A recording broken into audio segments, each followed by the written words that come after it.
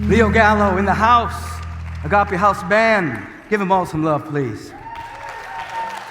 It took them years and years and years of dedicated study and practice to be able to do just that. It looks easy, but it's years of sacrifice to becoming an instrument of excellence and of love and peace and harmony, of which each and every one of us are seeking to be and to do from our state of being. For those of you who are here in the sanctuary and wherever you are on the globe, just look around the room that you're in right now and present for yourself the ancestral realm, the angelic realm, and all the beings that love you anywhere on the globe, including those on the other side of the veil.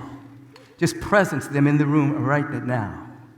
Be aware that as we're celebrating a Mother's Day, we're celebrating not only the woman that brought us into this world, but there's an echo, which means there's something dynamic going on. We're honoring the woman who birthed us into the world, but we're also honoring the divine mother spirit that nurtures, sustains, uplifts us perpetually. For this divine presence is always nurturing, always loving, always surrounding us and activating the condition for the potential within us to be activated, that we may live up to the true calling of our incarnation.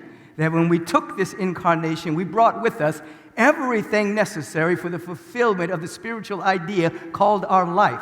Within every seed, there is the perfect information and energy of that seed to become its highest potential if it's in the right condition. And within us is the seed of the Christ consciousness that is within us. Everything we can want and hope for and desire is already planted within us by the divine mother energy, and we get to be the right condition for its unfolding. And so as we're embracing this motherhood, celebrating those who are wearing the hood of mother and celebrating the divine presence, we are aware of the theme of the month, which is to be free and not domesticated. We're becoming aware that there's so many individuals who have been caught by this insidious domestication frequency that shouts to us insidiously to remain small, to play small, to conform, to fit in, that every dream is too big, that the impossible is really impossible, rather than the impossible being the next step to the emergence of something that's beyond our imagination. We are not here to be domesticated, but we are here to be absolutely free, so that as I wrote in that particular theme of the month, so many wonderful visionaries have been turned into followers, and so many creative people have been turned into consumers, and so many radiant beings have become apathetic participants in this status quo in order to fit in. But your mama says, no! No, that's not why I brought you into existence. I did not bring you into existence to fit in. I did not bring you into existence to out of survival to fit in and move into the norm. No, that which we see in the world of appearances and the world of effects and the world that is given to us on the news reel every single day, that is what we call the past.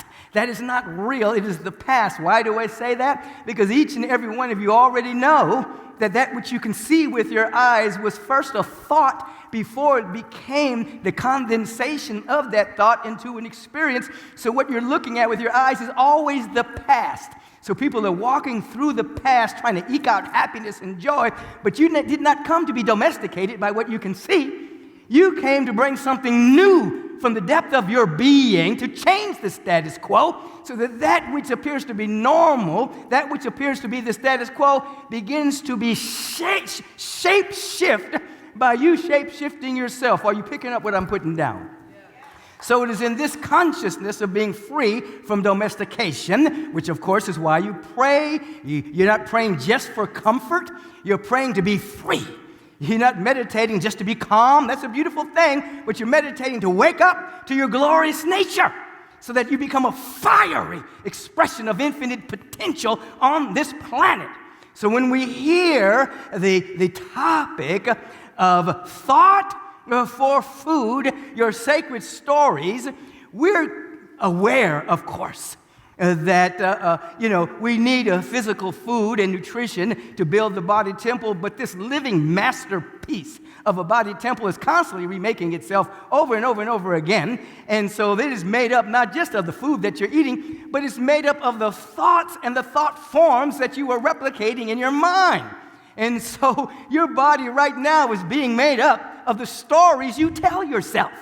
It's a vibrational nutrition. It's either inert, non-nutritious, and limiting you, allowing you to be domesticated to time and space, or the stories that you're telling yourself and about life are developing a body that's vibrationally fit to carry more of the cosmic energy to receive what Divine Mother is giving you on a regular basis.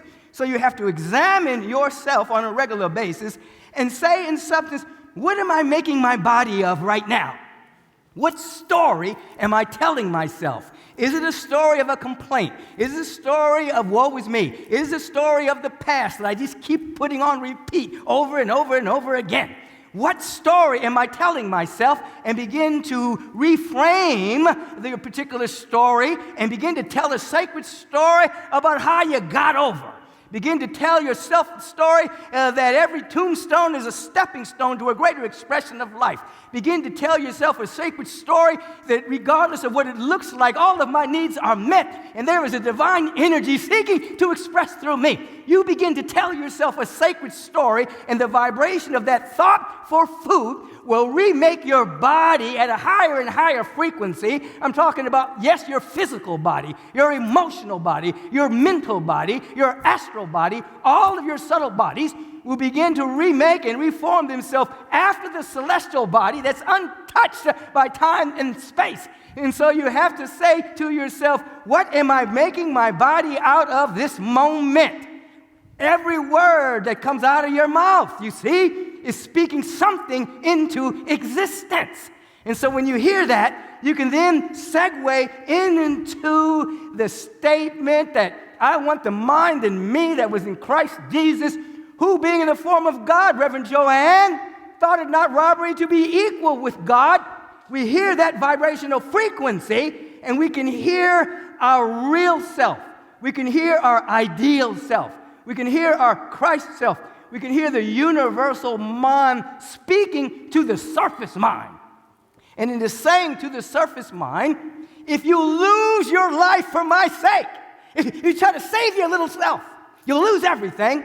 But if you lose your life for my sake, you have life eternal. In other words, the universal mind, the Christ mind, is saying to the surface mind, the mind emanating from your personality construct, listen, you can't do what I can do.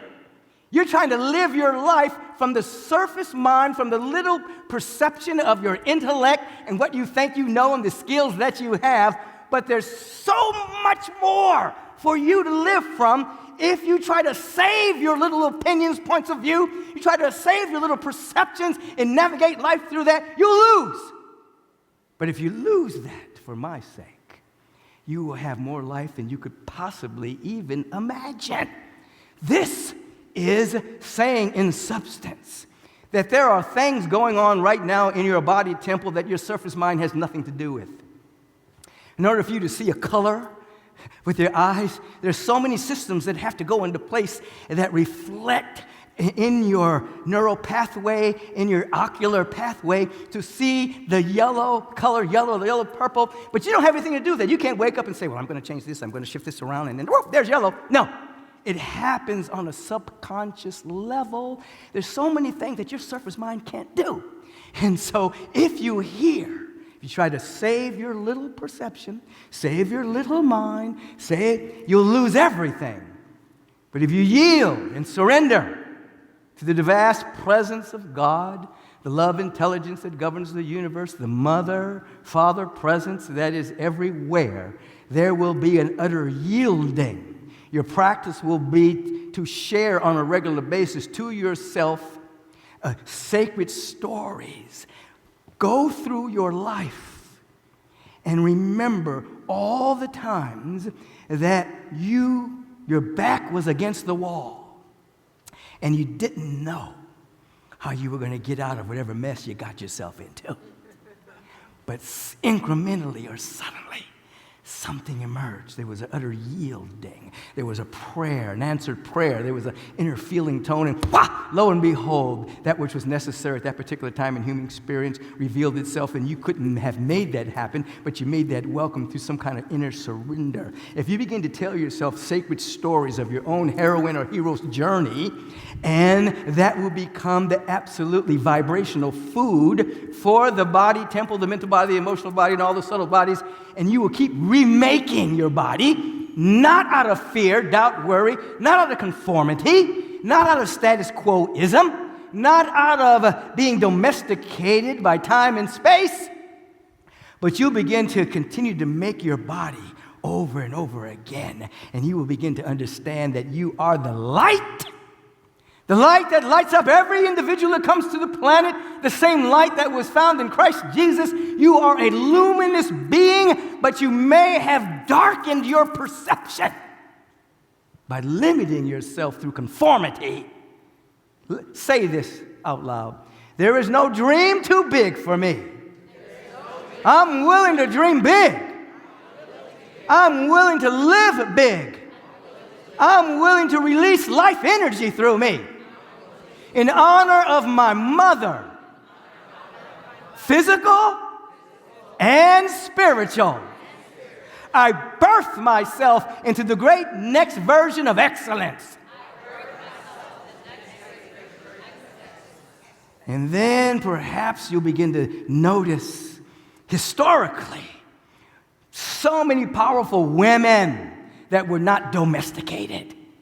Lucretia Mott, the co-founder of the Anti-Slavery Society, the first woman who co-founded the Women's Rights Convention in 1848, walking in the vibrational frequency against prejudice, against slavery, against the limitation of women's rights. She was not domesticated. She was an abolitionist. She was a powerful woman. And she said at that time in human history, I will not be domesticated by the prevailing thought of racism and bigotry at this time in human history. And as a wonderful white woman, she was not domesticated. She rose up. And so we see certain things happening now, certain conventions, this, that, or the other. But in 1848, Lucretia Mott said, no, I'm not walking in the status quo of prejudice. I'm stepping up, being undomesticated. Gather all women together in this anti-slavery society and a convention for women. That may not be your particular task right now. But if you're on this planet, all you have to do, if you want to know if you still have a purpose on this planet, all you have to do is take out a small mirror. Put it under your nose. If it fogs up, you still have something to do. And if you want to know how to identify yourself, you just take that same mirror and look in it. That's me, all right. I'm one of one. So here's the dynamic. This month, we're saying to ourselves, be free, not domesticated. That there is insidious, malicious hypnotism that would have people walk lockstep in the status quo, seeking to be normal, to fit in, to squelch our integrous, creative urgency, allowing us to be the creative beings that we are.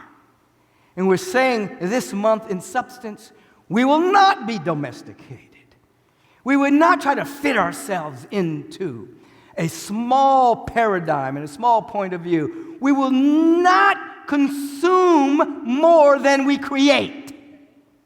We will not allow our happiness to be what we buy. Our happiness and joy is going to come from the activation of the generous nature of our spirit. What do we have to contribute? What do we have to give?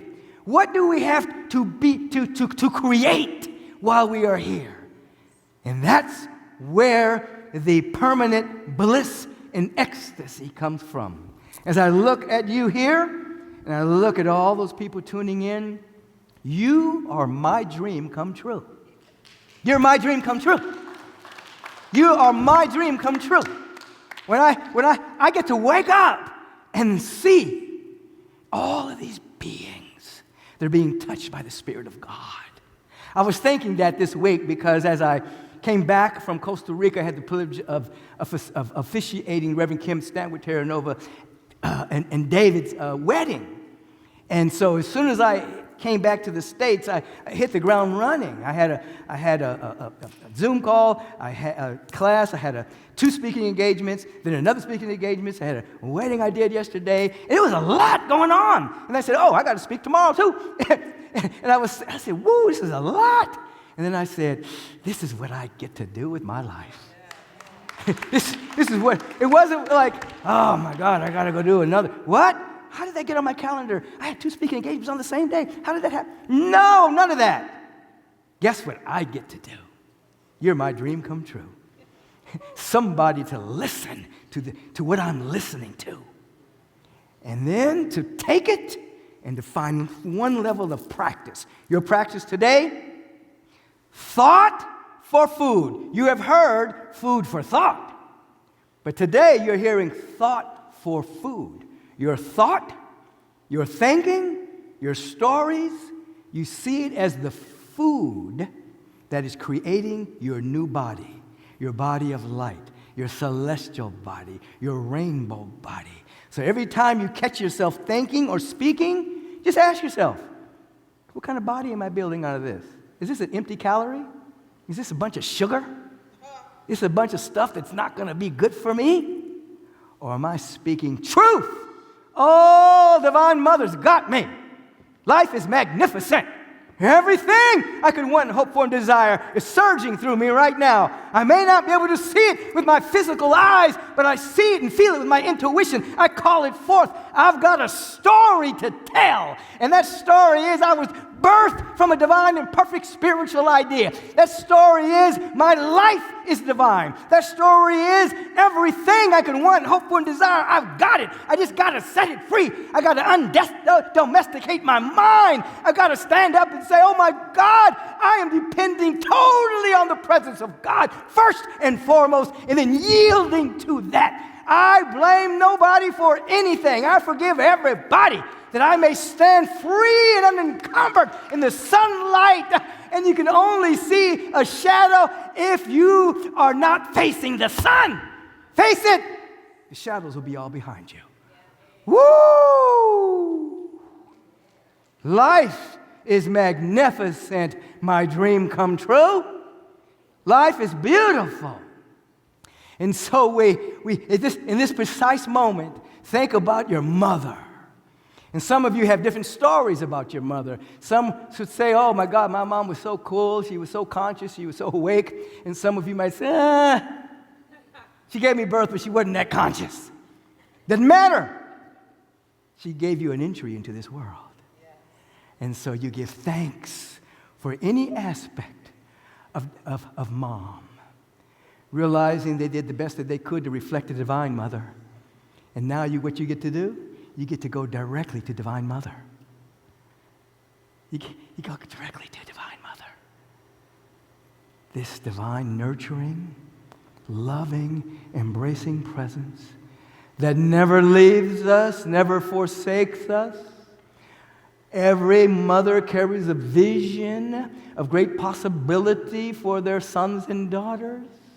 You get to lean into the vision of Divine Mother at this moment and ask in substance, what is mine to bring forward? What is mine to share? What is mine to sing? What is mine to give? What is mine to dance?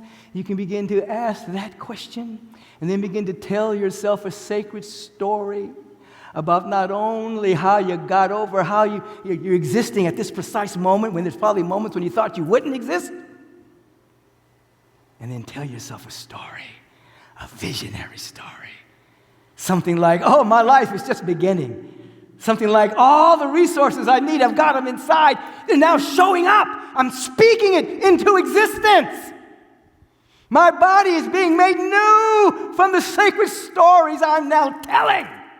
And I will not speak until I'm spoken through by the higher mind, saying to my surface mind, if you will save your little perception, you'll lose. But if you yield to the divine mind, you'll have life beyond your wildest imaginings. And there will be a joy and a happiness even before manifestation occurs. You'll be living in the now, looking at the past, and then the past will reframe itself. Those conditions will break up, and you'll see, rough places made smooth, lowly places lifted, higher places leveled. You'll be in the highway for God. No obstructions. Shoo. Woo. Shoo. Woo.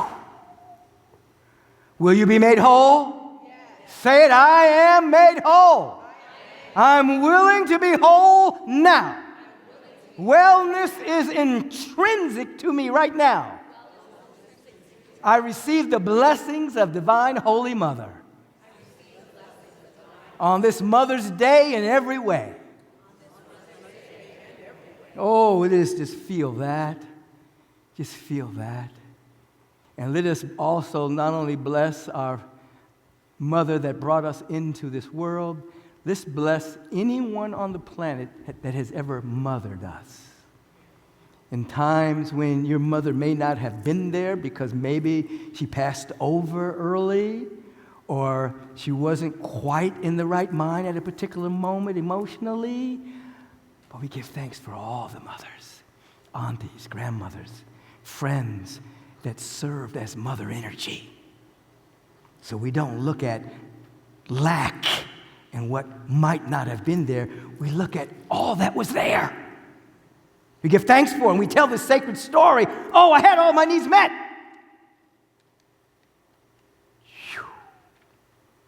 And we give thanks. Oh, come with me now into the holy presence of prayer. Say out loud, if you will, this is a holy moment. This is a holy moment. This is a holy moment. So as we turn within and we feel that this is a holy moment, meaning we're becoming congruent with the great presence, the great power, and the great love that's everywhere.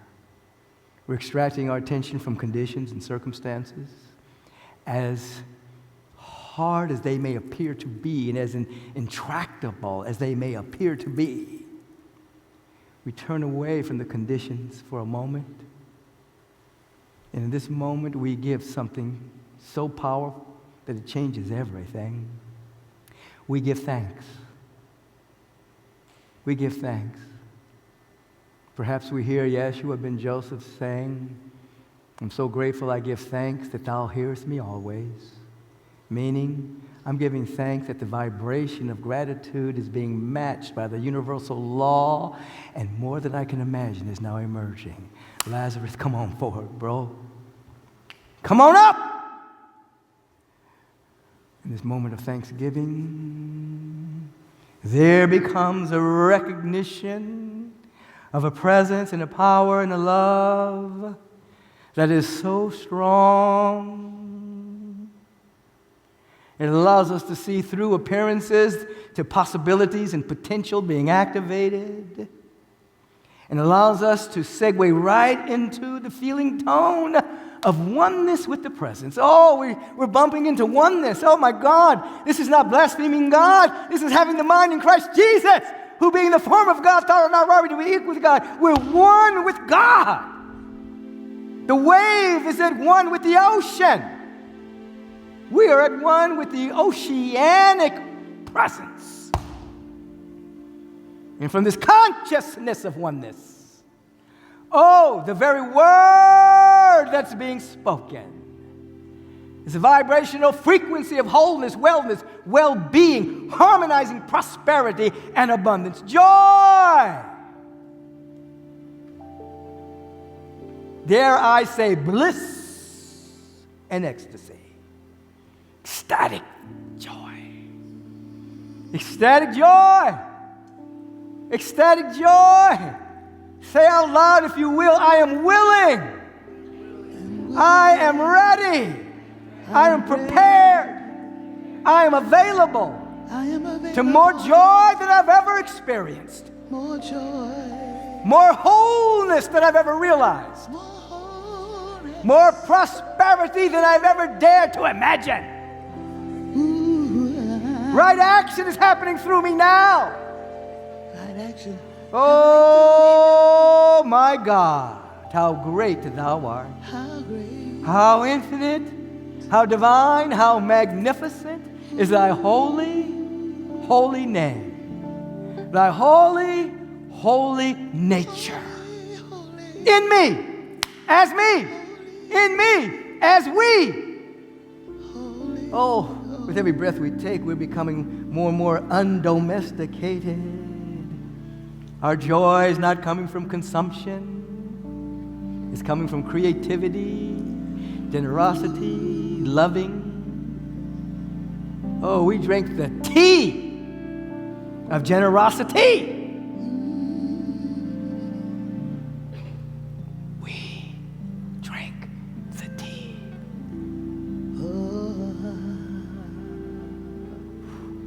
So completely. Oh, feel it in your bones right now. Remember, this is a feeling universe. It's a feeling universe. Give yourself permission to feel loved. If you've been loved any time on this planet and mothered, feel that. And now the Spirit of the living God, you're saying in substance, I know that thou hearest me always through this feeling tone. Oh, I'm so taken care of. I'm so loved. I transcend limited perception, conditions. I'm free. Oh, give them a moment of a feeling tone.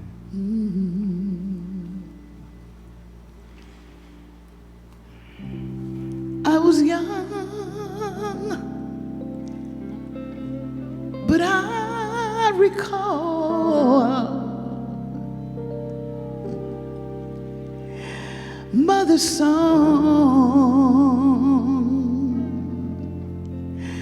was so precious to me as she'd gather us all at the close of day, and I'd sit up on my mother's knee as she sang softly to me. She sang God's amazing